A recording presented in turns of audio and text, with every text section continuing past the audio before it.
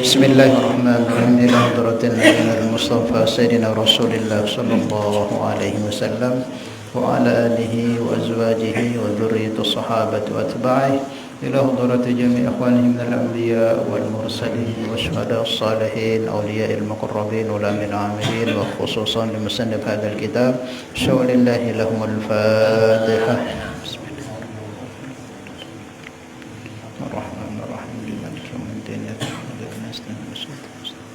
صراط الذين أنعمت عليهم غير المغضوب عليهم.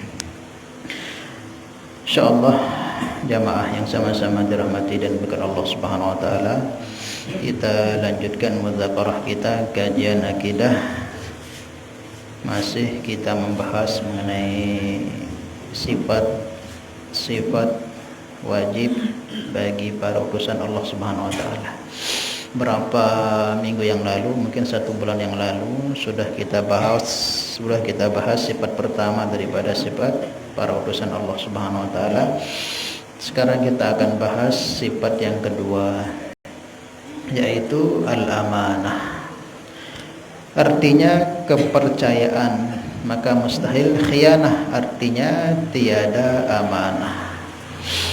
Jadi kita sebagai seorang mukmin muslim yang sudah akil balik dan sudah mukallaf, maka termasuk di antara kewajiban kita selain mengimani adanya Allah dan juga mengimani sifat-sifatnya, begitu juga wajib kita mengimani tentang adanya para utusan-utusan Allah, yaitu dari kalangan para nabi dan para rasul-rasul Allah Subhanahu wa taala.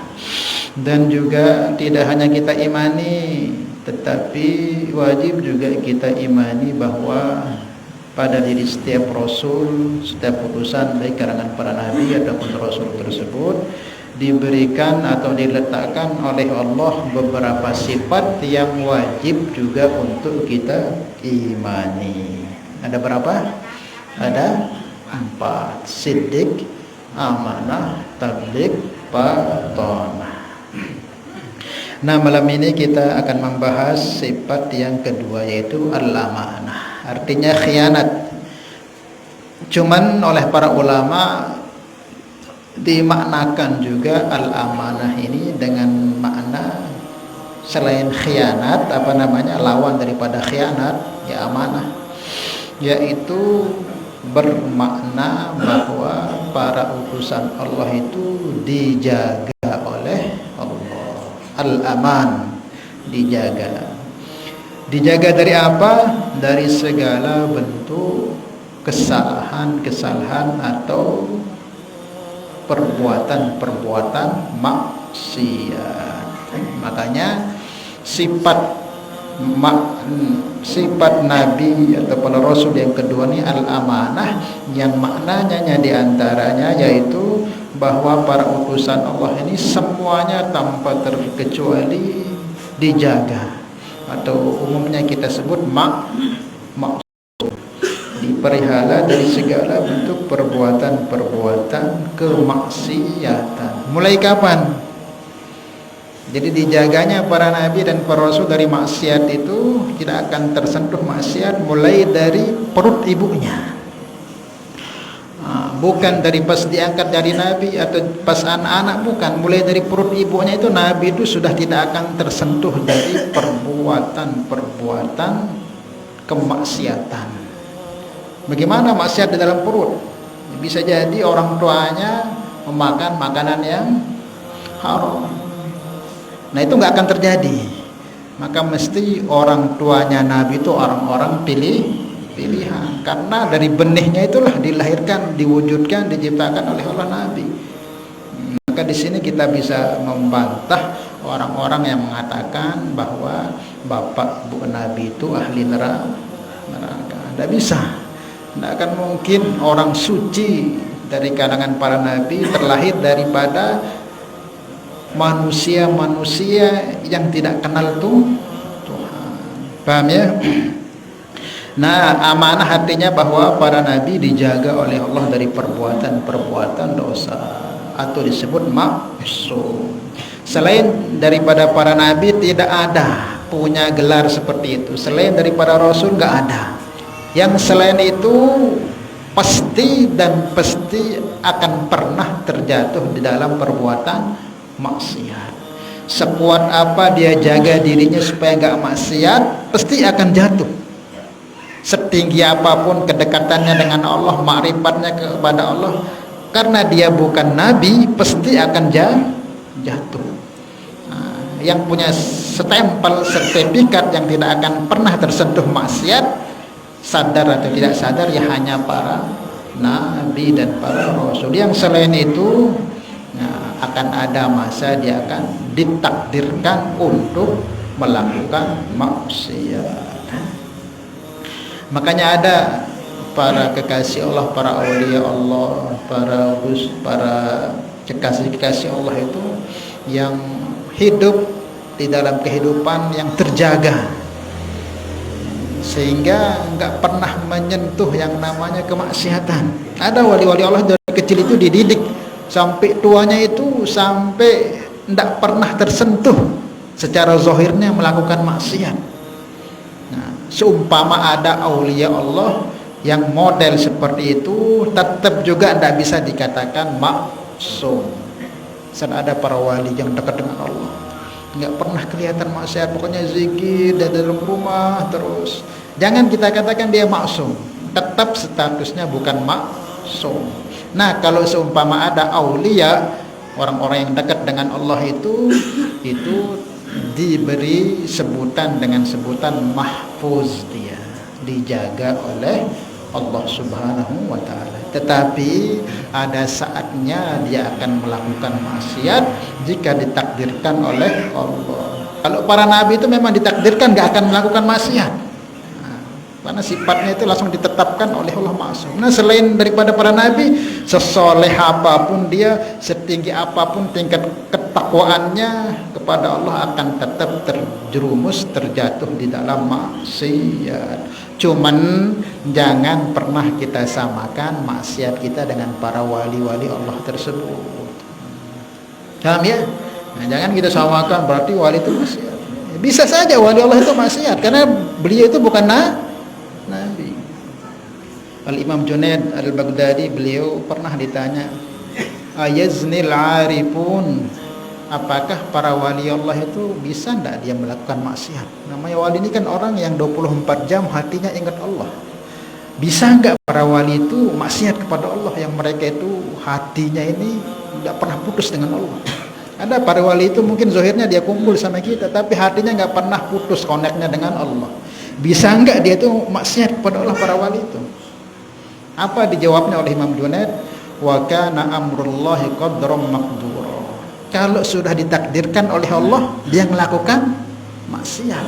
Kalau sudah ditakdirkan oleh Allah, walaupun dia wali, dia akan melakukan maksiat. Kenapa? Karena dia bukan nabi. Paham ya?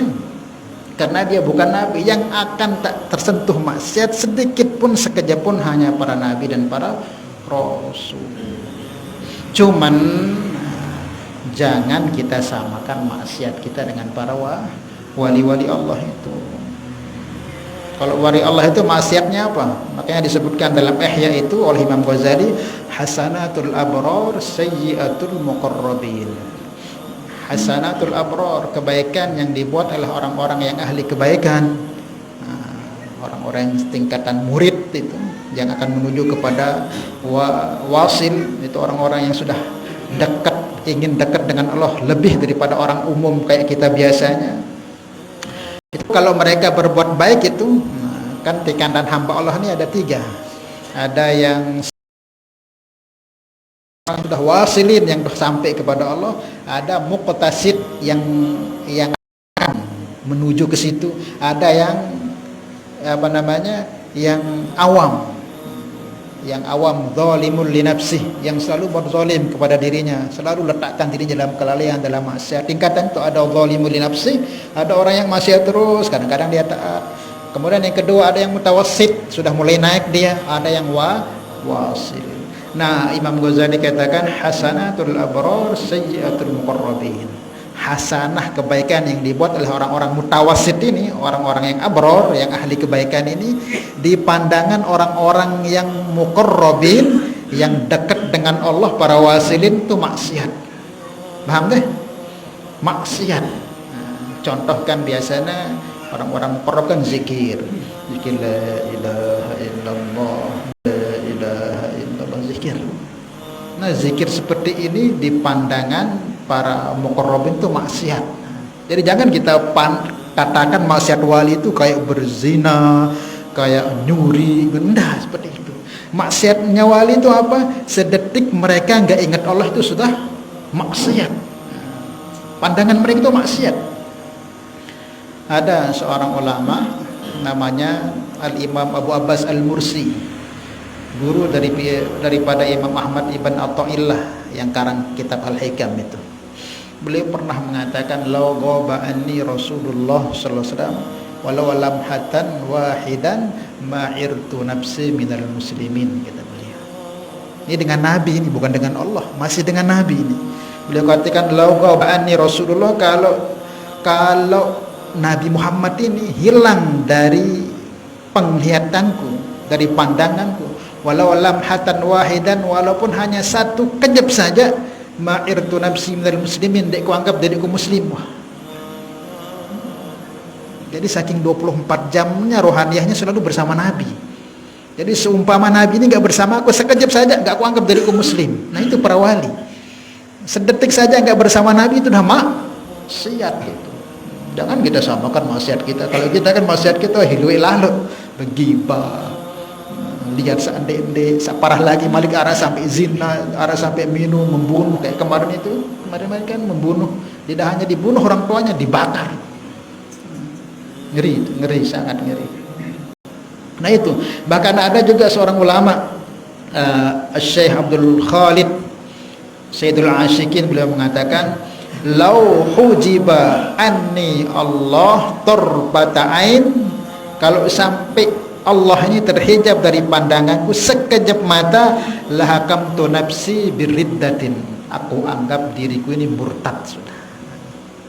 Ini para wali ini, supaya kita jangan samakan maksiat kita dengan para wali. Wali itu apa? Kalau seumpama Allah ini terhilang dari pandanganku turbata ain, sekejap mata saja, hakamtu nafsi biriddatin, aku sudah anggap diriku ini murtad.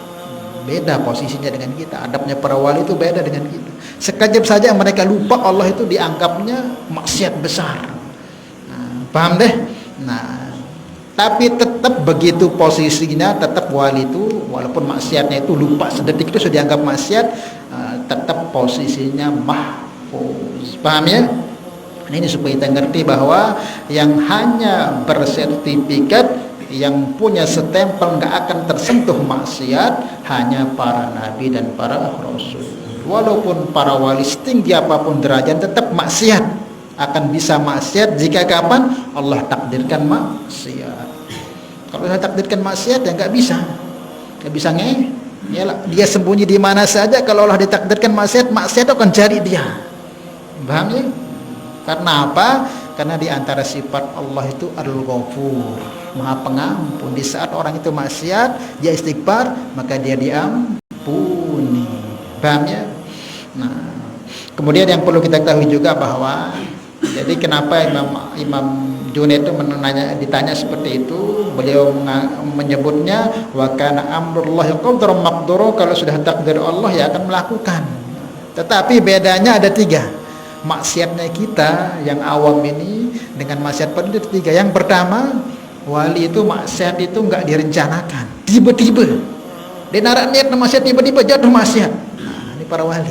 Kamu kan si terencanaan si itu programan bareh tu punya acara bedugam biar acara ngenis terencanaan. Wali dek nuah ingin maksiat, tiba-tiba karena dah takdir Allah terjatuh nih. Di saat zikir tiba-tiba ada yang lewat di hadapannya perempuan, dilihatnya langsung istighfar. Kamu itu kan dek sengaja terjawab oleh lurung dengan santai itu gitu. Setengah aja maksiatnya. Walaupun takdirnya wali itu enggak disengaja maksiatnya, karena sudah ditakdirkan maksiat ya. Tapi apa? tidak direncanakan. Ini yang pertama, maksiatnya para wali itu nggak direncanakan, tiba-tiba dia jatuh dalam maksiat. Kemudian yang kedua, ketika dia maksiat dia langsung istighfar dan taubat. Itu wali. Ketika dia ditakdirkan maksiat langsung sadar diri, istighfar, taubat, nangis kepada Allah. Karena sifat orang bertakwa itu bukan orang yang terus, terkadang orang takwa itu jatuh, dalam Al-Quran disebutkan itu. Sifat orang takwa itu apa? Tatkala mereka jatuh ke dalam maksiat, langsung mereka melakukan istighfar dan taubat. Itu langsung lamun itu kan dek, kita nikmati maksiat. Kadang-kadang istighfarin, kita nikmati. Terbuka HP sengaja tapi kepedasan ndek itu kita nikmati, tonton. Wali nun ndek sengaja maksiat, sekali maksiat langsung ingat Allah, istighfar, taubat, nangis. Tapi itu kan dek, kita nikmatin dulu. Begibah kita nikmatin dulu. Lihat sadeknya kita nikmatin dulu. Kadang-kadang kita istighfar, kamu ingat pada istighfar. Beda karena maksiatnya, coba wali itu bermaksiat dia beda. Kemudian tidak istimror yang ketiga. Wali itu tidak akan maksiat di satu tempat maksiat. Terkadang dia akan terjatuh ke sini ya karena dia bukan nabi, tapi langsung dia nggak akan nyentuh lagi itu. Tapi kalau kita kan iya diri segawe, ada dengan iya diri segawe, iya diri itu ada maksiat nih, iya diri itu kena nih. Itulah bedanya para maksiatnya para aulia Allah. Tetap mereka jatuh kepada maksiat, cuman jangan kita samakan maksiat kita dengan wali itu seperti kita maksiat. Kita kan masya Allah macam-macam setegawi, kadang kita nikmati, kadang dia taubati, kadang berbarengan saling ajak untuk maksiat. Wali nundek di seketika ya langsung taubat dan sentuh malik, walaupun semua ditakdirkan malik dia akan seperti itu. Paham ya? Itu para wali Allah. Kemudian juga ada memang, ini juga pemahaman yang perlu kita pahami. Ada para nabi, ini memahami sifat amanah. Ini ada para nabi yang Allah Subhanahu wa taala letakkan dia dalam perbuatan-perbuatan yang kurang pas. Namanya nabi ini kan diutus oleh Allah itu af'alul anbiya dairatun bainal wajib wal mandub. Jadi semua perbuatan para nabi yang 313 rasul dan 124.000 nabi, itu perbuatan mereka itu antara wajib dengan mandub yang sunnah, enggak ada makruh. Nabi itu enggak ada perbuatan yang makruh. Karena makruh itu yang dibenci oleh Allah. Makruh itu perbuatan yang dibenci oleh Allah. Mustahil para nabi kekasih Allah yang paling dekat dengan Allah melakukan perbuatan yang dibenci Allah, enggak ada. Maka perbuatan semua para nabi dairatun bainal wajib wal mandub, antara wajib dengan sunnah. Karena itu akan jadi ibadah perbuatan para nabi itu. Semua apapun yang diperbuat nabi itu ada dua saja dia. Imma perbuatan jadi wajib, imma jadi sunnah. Enggak ada yang makruh perbuatan nabi itu. Karena dia kekasih Allah. Tidak akan tersentuh perbuatan yang dibenci oleh Allah. Paham ya? Nah, tetapi dalam hadis Ustaz kan di kitab-kitab hadis itu, termasuk di kitab Abu Daud, Nasai itu, Nabi Muhammad kan pernah kencing berdiri. Kalau bahasa kita kan kencing berdiri itu beda hukumnya. Hah? Makruh. Tapi Nabi Muhammad pernah melakukan. Berarti itu Ustaz makruh, itu kan dibuat oleh Nabi. Jangan dulu. Nabi pernah makan berdiri? Muhammad pernah enggak? Pernah. Minum berdiri pernah. Itu kan Ustaz makruh, kan perbuatan Nabi itu gak akan melakukan makruh. Jangan dulu kita katakan makruh. Jadi Nabi itu dikirim di dunia ini litubayinu syariah, untuk menjelaskan syariat. Maknanya apa? Ketika para Nabi itu, tapi ini gak sering, 1-2 kali beliau melakukan. Selain itu beliau duduk semua. Itu kenapa? Karena perbuatan Nabi itu untuk menjelaskan syariat. Maknanya apa? Bahwa hei umatku, bahwa kencing duduk itu enggak wajib. Sekali-kali mungkin kamu sakit, boleh kencing dengan berdiri, itu maksudnya. Supaya umat ini enggak memahami bahwa kalau kencing itu wajib duduk, walaupun sakit kayak apa pokoknya duduk. Nah Nabi itu jelaskan. Sekali-kali beliau berdiri supaya jelaskan kalau memang tempatnya kurang pas, becek atau mungkin keras sehingga percikannya atau mungkin kamu sakit, boleh dengan berdiri. Paham maksudnya itu ya? Bukan makruh itu penjelasan untuk umatnya. Sekali dua kalau kamu memang berada di tempat yang tidak memungkinkan untuk kamu duduk, silahkan berdiri.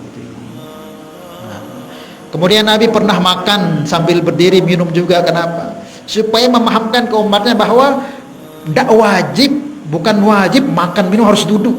Pokoknya lamun mangan minum berdiri haram, anda begitu. Maka dijelaskan oleh Nabi, terkadangan sekali dua beliau juga makan minum dengan berdiri, supaya memahami bahwa wahai umatku, nggak wajib hukumnya kamu makan minum dengan duduk. Seumpama nanti ada kalanya kamu nggak munasib untuk duduk karena keadaan nggak memungkinkan, boleh silahkan makan dengan berdiri atau minum. Paham maksudnya ini ya? Nah, itulah Nabi itu. Jadi nggak akan berbuat makruh. Seumpama kelihatan berbuat makruh, itu penjelasan kepada kaumnya bahwa itu tidak wajib, boleh saja. Seumpama kamu sakit, karena ada orang itu punya sakit itu kalau dia minum itu harus berdiri. Ada orang penyakit seperti itu, sehingga ya mudah dia harus berdiri, supaya kalau seumpama minum makan harus wajib duduk, ngembe menderita dengan budaya penyakit marangan.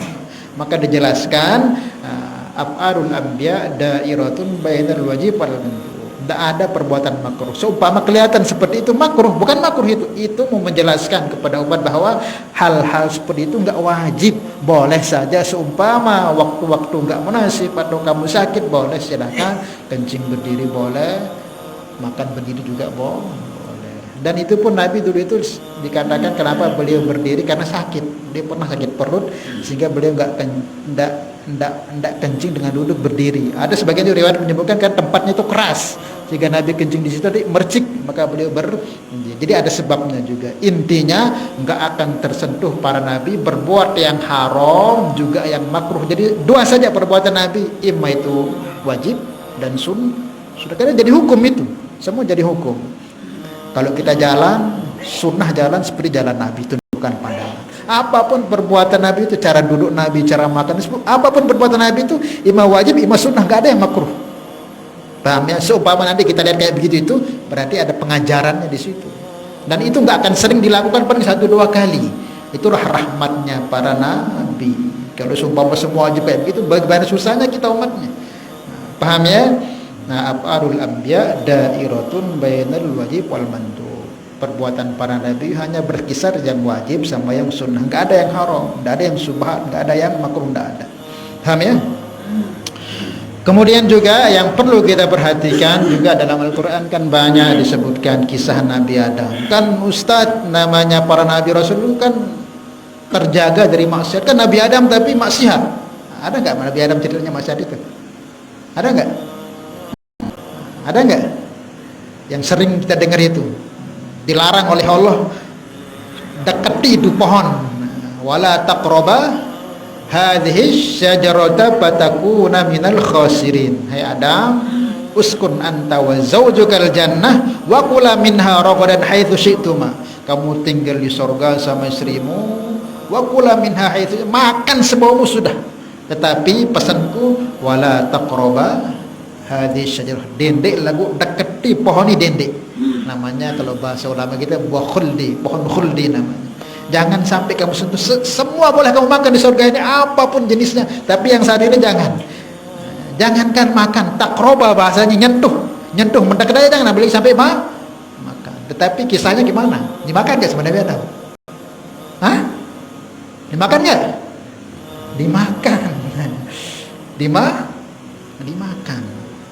Maka dalam surah Al-Qasas itu Allah firmankan, walaqad ahidna ila Adam fanasiya wa lam yazid lahu azma. Walaqad ahidna ila Adam, kami sudah berbuat, kami kata Allah sudah buat perjanjian kepada Adam itu untuk jangan sampai dekati itu pohon. Jangan sampai didekati itu pohon, apalagi sampai dekati aja enggak boleh. Panasiya. Lagu Nabi Adam dulu lupa, walam yazid lahu azman, dia narak niat sekalipun untuk makan, apalagi deket aja enggak, lagu lupa. Jadi sifat lupa dinisbatkan pada Nabi itu boleh. Yang nggak boleh itu maksiat, itu nggak boleh. Kalau lupa itu manusiawi. Nabi Muhammad juga pernah lupa. Sampai beliau kelupaan sholat sampai berapa waktu itu dikodok jadi satu. Pernah Nabi begitu.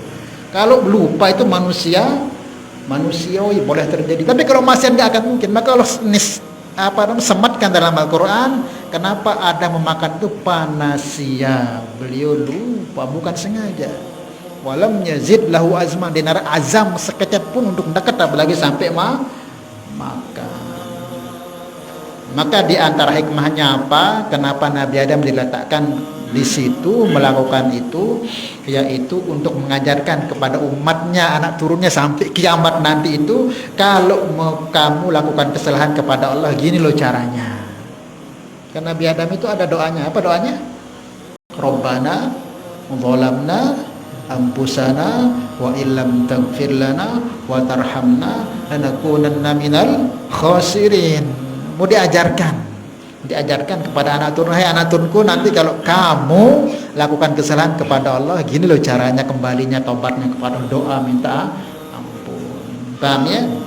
Jadi nggak boleh kita disebutkan. Kenapa Nabi Adam melakukan seperti itu? Karena beliau lupa, nggak ada niat melakukan seperti itu. Tapi ada, Allah kan ayat di surat Al-Qasas selanjutnya sebutannya itu fa'asa Adam rabbahu faghawa. Nabi Adam itu maksiat kepada Tuhannya. Tapi itu kan disebut maksiat. Ya enggak apa-apa kalau Allah yang nyebut. Karena Nabi Adam ini kan manusia yang begitu sangat dekatnya dengan orang tuh. Kalau udah dekat dengan Allah, sekecil doang melakukan kesalahan dianggap maksiat oleh Allah. Sedikit aja melakukan kesalahan, padahal lupa Nabi Adam Dinaran niat, tapi bagi Allah itu maksiat. Lagu itu tidak boleh katakan Nabi Adam maksiat. Kalau sampai katakan Nabi Adam maksiat makan huldi, langsung rontok iman kita. Paham gak? Hati-hati ngomong urusan para nabi ini. Kalau sampai kita kenakan maksiat Nabi Adam, langsung rontok iman kita. Karena Nabi itu maksum. Tapi Allah kenapa katakan palsu? Karena Nabi Adam terlampau dekatnya dengan Allah Subhanahu, sampai lupa doa Nabi Adam dianggap maksiat oleh Allah. Tetapi kita nggak boleh. Bukan hanya haram, bisa murtad kita kalau kita katakan para nabi itu melakukan perbuatan maksiat. Ini akidah kita ahli sunnah wal jamaah. Nabi itu semua maksum, tak akan tersentuh kepada perbuatan maksiat. Dan memang itu sudah menjadi skenario Allah. Memang sebelum Nabi Adam itu diciptakan, belum wujudnya ada di surga, apalagi Siti Hawa. Dek mana Nabi Adam di surga Allah wa'ilankan li seluruh malaikat itu. Apa kata Allah? Wa idza qala rabbuka lil malaikati inni ja'ilun fil ardi khalifah. Allah firmankan kepada malaikat-malaikat, wahai malaikatku, aku akan nanti jadikan di dunia yang aku ciptakan ini seorang anak manusia yang jadi khalifah. Nah, Nabi Adam di mana? Makanya skenario-nya Nabi Adam itu turun ke bumi itu, ya itulah jalannya makan buah khuldi itu. Sebenarnya kata para ulama, nekeloran itu buah itu tetap Nabi Adam dia terkirim jok dunia jadi khalifah. Itu cuma skenario Allah saja untuk mengajarkan kepada kita bahwa ya hambaku, nanti kalau kamu buat kesalahan ikuti itu cara kakekmu itu Adam. Paham ya? Itu al-amanah, gak akan tersentuh para nabi itu untuk melakukan maksiat. Seumpama ada kelihatan, mesti itu bukan maksiat itu. Bisa jadi pengajaran kepada kita umatnya atau kepada kita anak turunnya seperti Nabi Adam. Paham ya? Jangan sampai kita katakan para nabi itu melakukan perbuatan maksiat. Dan selain para nabi, pasti sudah sesoleh apapun dia, setakwa apapun dia, akan terjerumus ke dalam perbuatan maksiat, tergantung kualitas keadaan keimanannya. Ada yang maksiatnya kayak kita, ghibah, ngelihat candi. Ada nanti orang-orang tingkatan mutawassit itu maksiatnya gimana? Mereka telat berjamaah, nangis, dia nemu ngaji sekali nangis, beda lagi. Nanti ada para wali yang di atasnya apa? Sekecap doang lupa oleh Allah, anggap dia murtad. Tingkatan macam-macam. Lama kita kan ini. Apa maksiat itu begibah? Apa maksiat itu itu maksiat. Tingkatan memang kita nganu adab oleh Allah Taala masih lemah kita ini. Tetap yang selain dari para nabi itu akan terjerumus kepada perbuatan yang namanya maksiat. Bisa dipahami ini ya? Paham ya? Jadi Ya, memang kita hidup di dunia kan nggak bisa lepas dari ini. Nah, sebelum kita lanjutkan mungkin ada yang sudah tanyakan, silakan. Paham tapi ini ya? Nah, ini memahami sifat amanah, aman, dijaganya, dipeliharanya para nabi. Contoh kecilnya Nabi Muhammad dulu. Nabi Muhammad kan waktu masih kanak-kanak ini pernah dijaga sama sama teman-temannya, masih kecil, belum balik, masih kecil Nabi Muhammad. Untuk hadir di Mekah itu ada perayaan nikahan, ada biduan yang nyanyi di situ. Ada biduan joget-joget sambil minum-minum. Nabi diajak, namanya Nabi masih kecil. Ya berangkatlah. Nabi sampai ke sana acara belum mulai. Masih sepi dengan. Kemudian Nabi ketiduran. Nabi bangun acara sudah selesai. Enggak tahu apa-apa Nabi. Nabi datang ke sana acara belum mulai, diturunkan oleh Allah. Bangun-bangun dari tidurnya acara sudah. Itulah bentuk penjagaan Allah supaya Nabi itu enggak sentuh dalam maksiat. Memang dijaga oleh Allah. Datang hadir beliau ke situ. Tetapi ditakdirkan tidur sebelum acara dimulai. Ditakdirkan bangun, orang sudah sepi. Itu para nabi, cara penjagaan Allah. Namun kita kan maksiat malah beli tiket. Hadiri kayak kemarin kan itu ada artis dari dari Maroko atau dari mana itu yang lagu Arab itu, tapi buka semua orang beli itu. Dan sekarang kita kan mendang-mendang lagu Arab, para doang selawatan, padahal bukan selawatan itu. Lo kan lihat TV itu mending lafadznya rapat Arab, terus menyanyi itu berkelombas, parahnya selawatan setelnya masjid. Yo kan Arab nih Ustaz, angkanya ngaji sih dan tidak tahu biar selawatan bisa nanti. Seperti paham deh. Tidak semua lagu-lagu Arab itu selawatan, enggak. Bahkan ada itu lagu-lagu aneh-aneh gitu kalau kita tahu artinya. Inilah di antara bentuk penjagaannya Allah kepada para nabi, maksumnya para nabi, para rasul daripada perbuatan-perbuatan maksiat. Nggih. Anda tanyakan enggak? Hah? Lebih paham ini ya? Ya, jadi seperti itulah sedikit penjelasan daripada amanahnya para nabi dan para rasul. Maka ibu-ibu, bapak-bapak, itene bukan maksum. Itene kalau bahasa akidah disebut bahru. Kadang-kadang taat, kadang-kadang maksiat.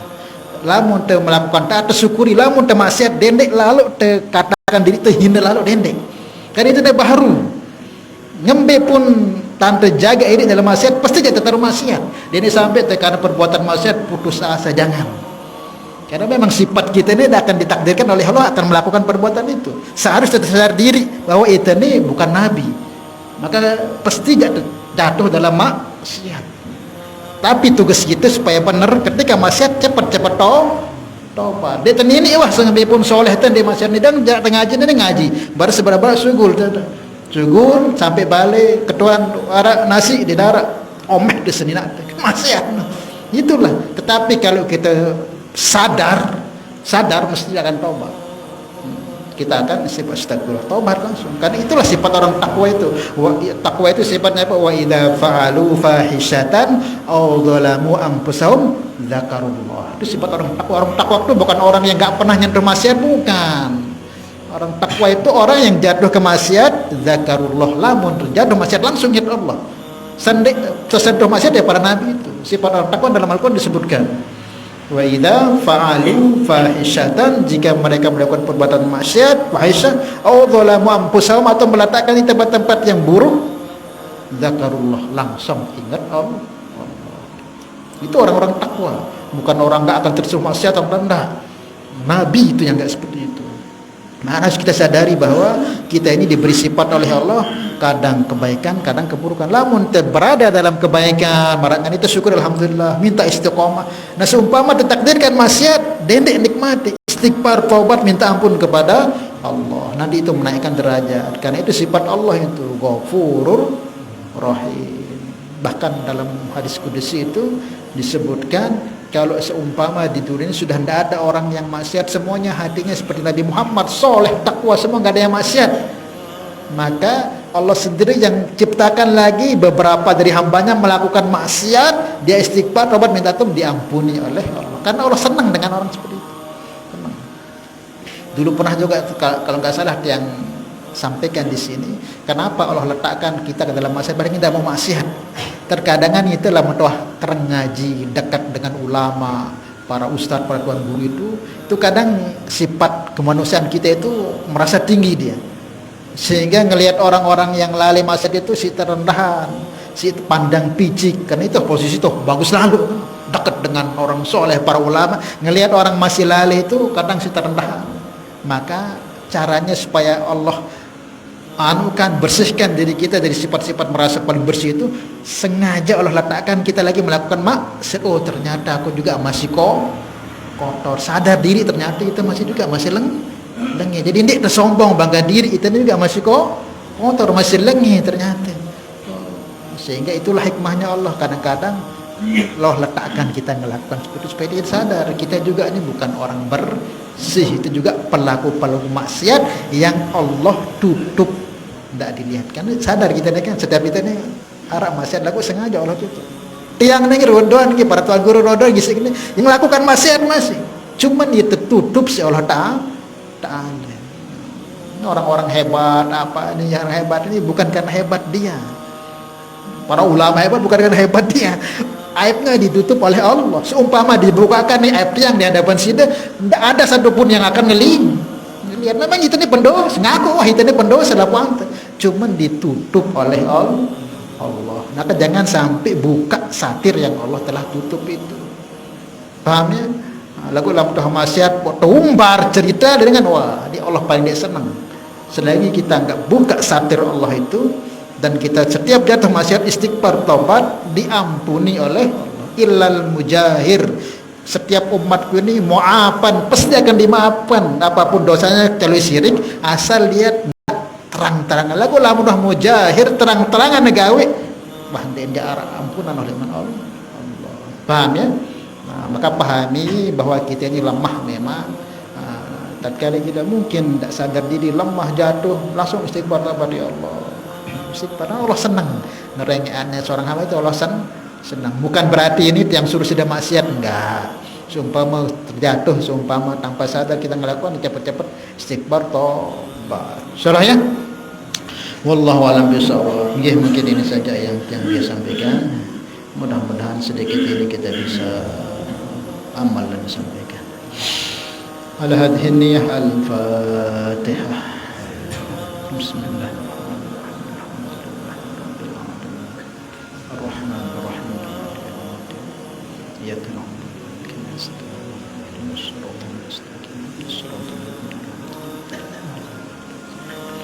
Salatullah salamullah ala taha rasulillah. Salatullah salamullah